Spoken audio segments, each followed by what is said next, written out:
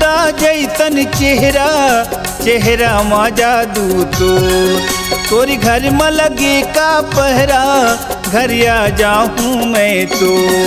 गोरी पान ठेला वाली दगा जन ते देवे ना, रानी पान ठेला वाली दगा जन ते देवे ना।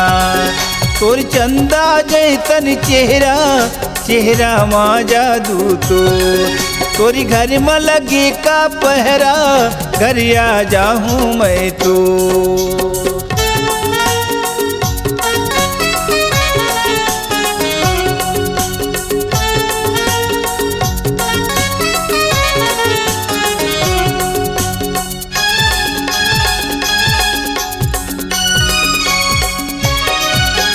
पान खवाबे तय मुतिकाबे चोंच में चोंच मिलाबे।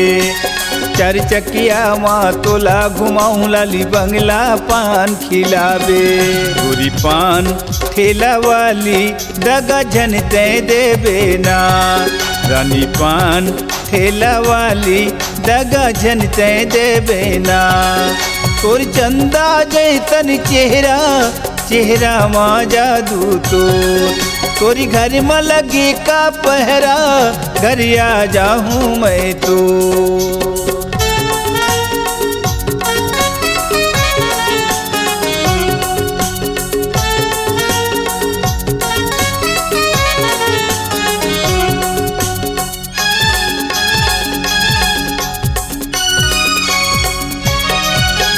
पान ठेला माँ बैठी रही बे मोरी नखिरा वाली। मिले बराहूँ तो लाल जाहूँ पूरी गजरा वाली। गोरी पान ठेला वाली दगा जन ते देवे ना, रानी पान ठेला वाली दगा जन ते देवे ना। तोर चंदा जैतन चेहरा चेहरा मा जादू तोरी घर में लगे का पहरा घर आ जाऊं मैं तो।